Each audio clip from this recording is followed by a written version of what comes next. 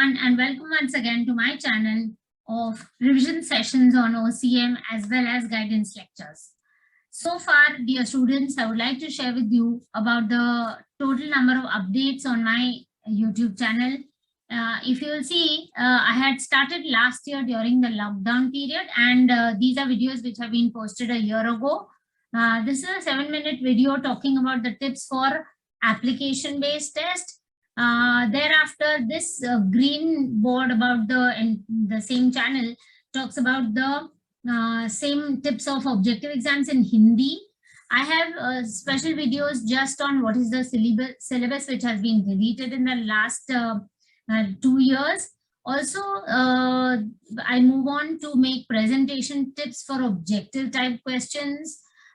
This, of course, is not relevant for OC students. We see here that the theory type questions that 80 marks carries. So details about each one of them have been given here in this video. What I like everybody to please make note of is chapter number 1 to chapter number 4. There are some important topics which you must study and the others which you can totally omit. So these have been highlighted in this video on OCM important topics of syllabus from chapter 1 to chapter 4. That's part 1 of the video. There is another video here, you see part 2, which tells you about what are the topics you must be doing in each and which you can omit. So basically, this will guide you into totally, you can cut down on a lot of things which you may find difficult. So for different students, they can omit different chapters as well. That particular thing is in the last few minutes of this video on HSE exam guidelines. If you will see, there is a screen where I have given you a weightage of important chapters, the last part. So there are the most important chapter is business services, another jackpot chapter is consumer protection, and then on. So if you do first five or 5 out of the first 6, you are sorted. So this is how I have explained in this particular video, apart from all the other things. The most important and special thing that I have done in my videos is about the objective questions of different chapters that we have here. For example, I have first chapter here. If you see objectives of the second chapter, objectives on functions of management, objectives on entrepreneurship development, objectives on business services. Then again, chapter number 5, emerging modes of business, as well as social responsibilities and consumer protection and marketing. So dear students, if you are going to refer to these 8 videos, please note the board exam has around 20 marks of objective questions, 2 marks of 4 explain term concept, as well as you have around 6 marks of case study. All put together, 34 marks in your theory paper, and of course 20 marks of your ABD test. So totally out of 100, we are talking about 54 marks of objectives, and that is the reason why I have prepared special videos just on the objective questions of each chapter. So I would highly recommend you to do these 8 chapters in case you have not been able to really focus, and in case you're not really very sure how to start and what to do. I would highly recommend, please do these 8 videos, make the markings in your textbooks and start with your syllabus right away. So that's for those who really have, even otherwise, even if you're doing the entire textbook, of course, you must focus on these videos so that you don't miss out on a single mark out of the 54 marks of objective questions that you have in the new paper pattern, something which has never happened before. After this, dear students, I have posted 3 videos on part 1, part 2, part 3 of the question bank revision.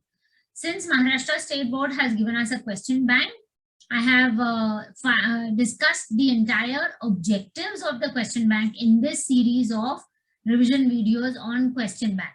So you can take a printout of your the question bank given by the board, or you can just move along with the video and you will get the answers. So this is what I have on my channel. I would request everybody to please subscribe, share, and if you've liked the videos, do like them. The more number of students who like these videos, the who are looking out on the internet can get these suggestions and it might be of some help to them.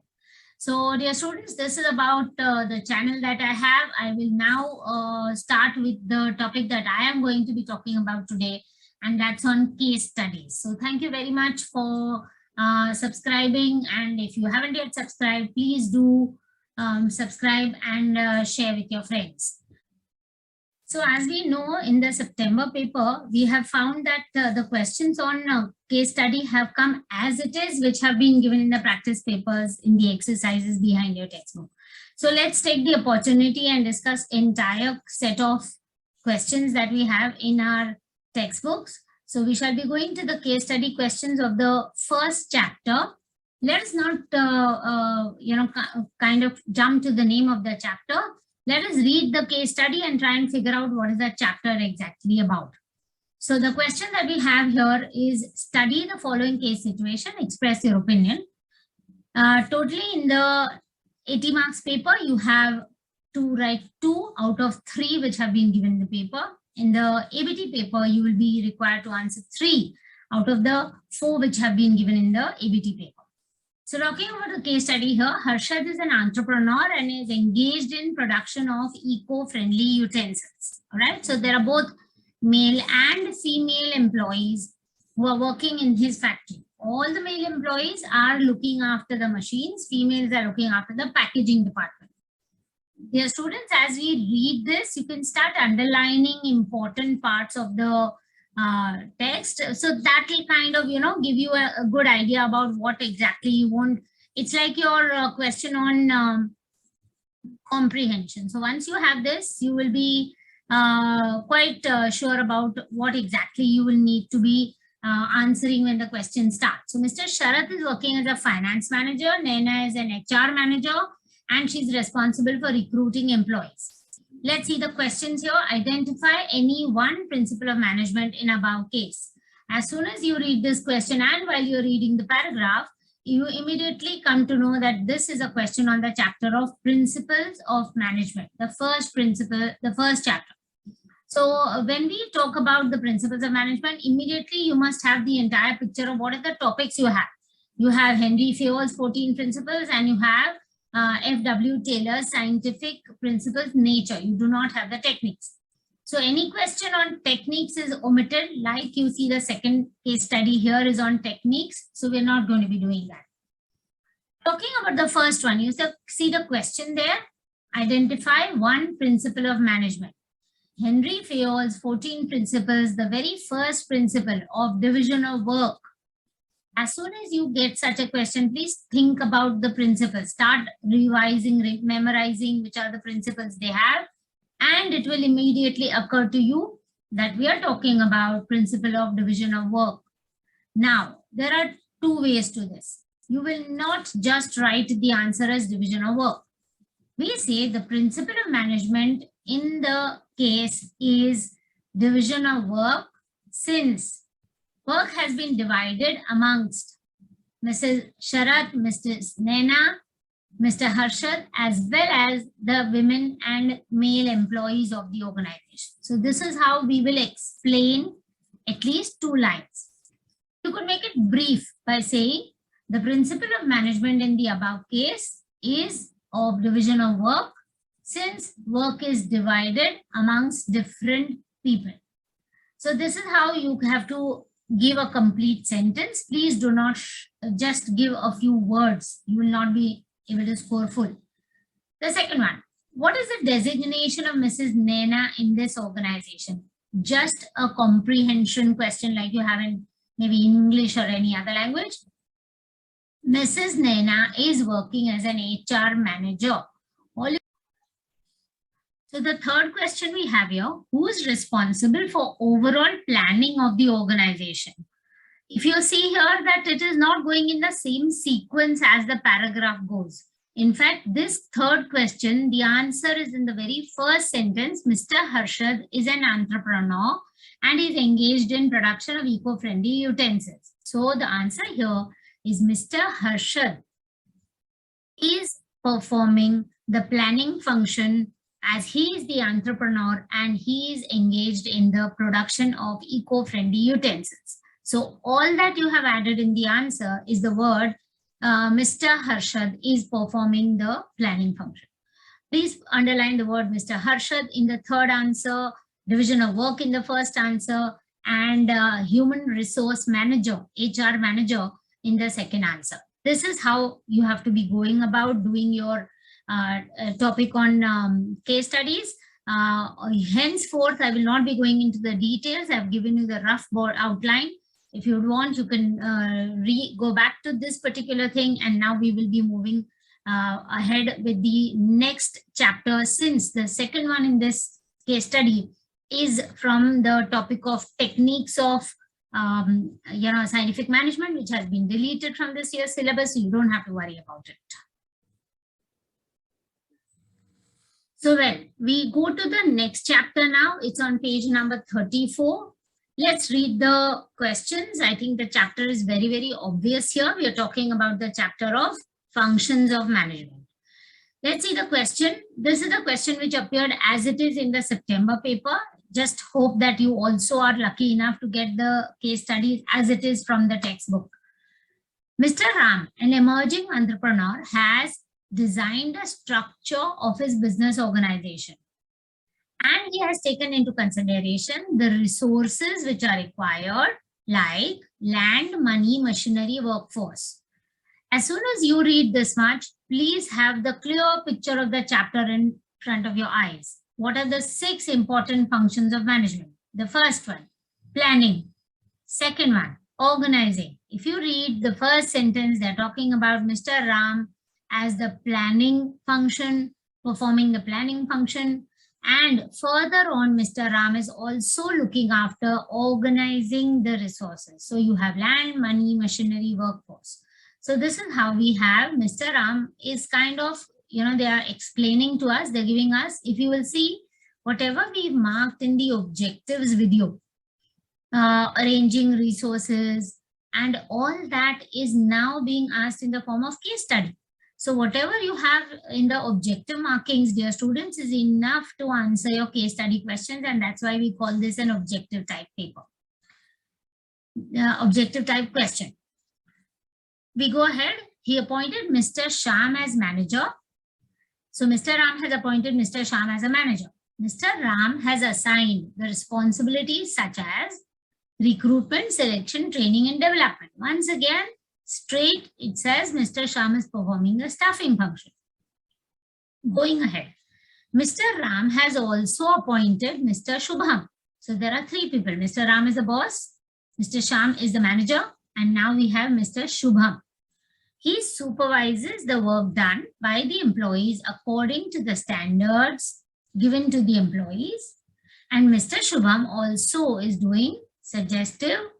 He's suggesting the remedies to the employees wherever necessary. So if you see, where is this definition where standards are given and corrective measures are taken? We are talking about Mr. Shubham performing the controlling function. And thus you find the answers to all these 3 questions here. Please remember, your answers have to be at least 2 or 3 lines.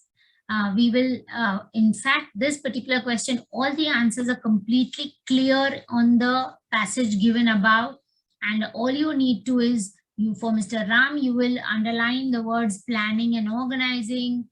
Mr. Sham, you will underline or box the word staffing.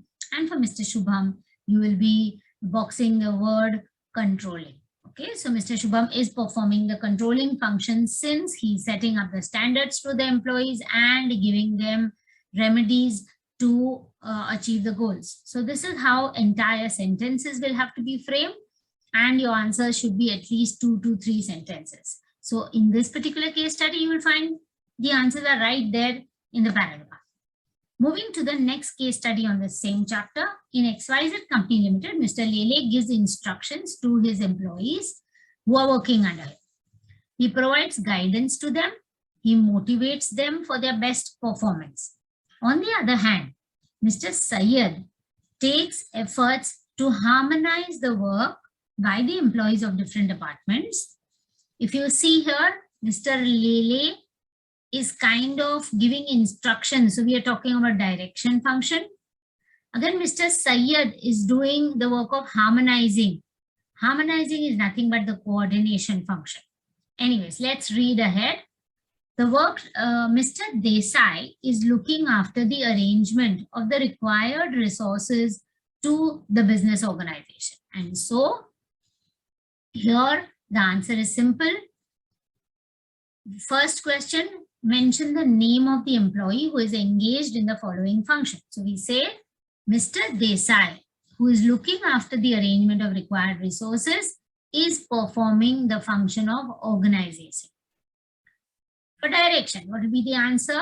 Mr. Lele, who is giving directions, instructions to the employees and providing guidance and motivation to them, is performing the directing function. And the third question that you have there, Mr. Syed, who is harmonizing the work done by the employees of different departments, is performing the coordination function. So I think this much of practice has given you a wonderful idea about how we are expecting the questions to be. So do not, henceforth, we will not be required to do the case studies this much in detail. We can go a little faster with them. Moving to the case study of the third chapter, Entrepreneurship Development. Please remember, totally 5 marks on this chapter.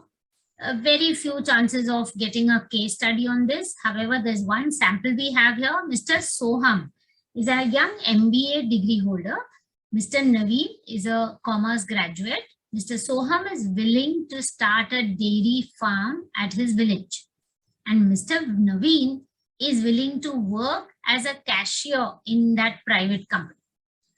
So we see here that there are two people. One of them is going to start his own enterprise, his own business, and the other one is going to be working and taking up employment in a private company. Okay, that's what the simple case study is about.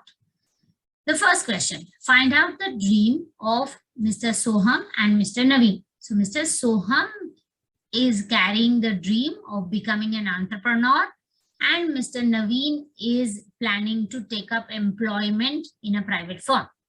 So this is enough for 1 mark for your answer. State any one feature of entrepreneur. If you see, there are several, you have an entire answer on that. Intellectual capabilities, you have hardworking, risk-taking abilities, technical knowledge. So any one of these features. Remember one thing, in case study, if this kind of a question comes, it's like, answer in one sentence. So there is nothing given in the passage above, but you have to refer to your chapter and find the answer.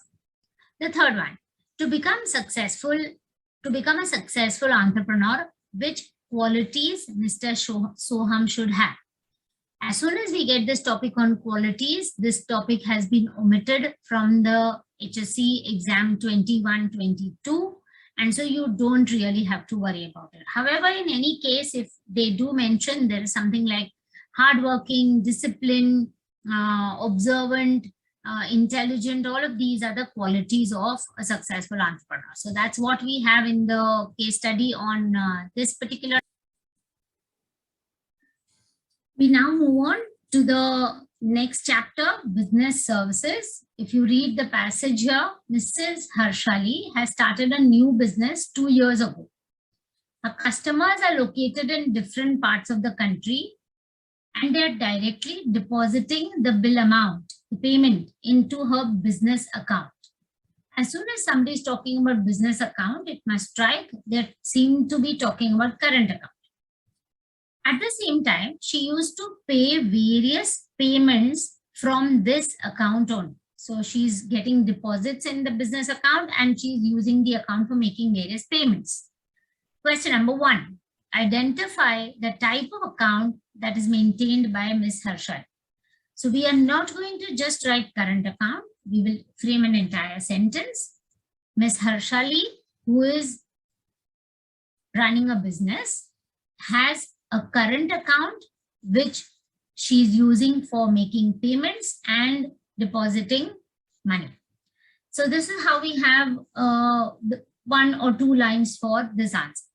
The second question, suggest any one modern way of money transfer to Miss Harshali. So instead of having, payment being made, deposited into the account, payment can be transferred by the, faster means of NEFT, IMPS. And when we are talking about NEFT, you have to explain National Electronic Fund Transfer.